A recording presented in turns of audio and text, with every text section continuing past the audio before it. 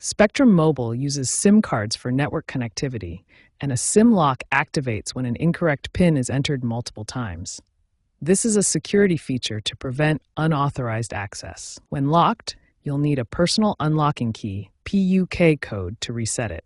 The PIN is what you use daily to unlock your SIM, typically a 48-digit code. Entering the wrong PIN 3 times locks the SIM. The PUK is an 8-digit master key provided by Spectrum to reset the PIN. It's crucial to get this from Spectrum, as entering the wrong PUK code 10 times will permanently block your SIM card, requiring a replacement. To unlock your SIM, you'll need to contact Spectrum Mobile support to obtain your PUK code.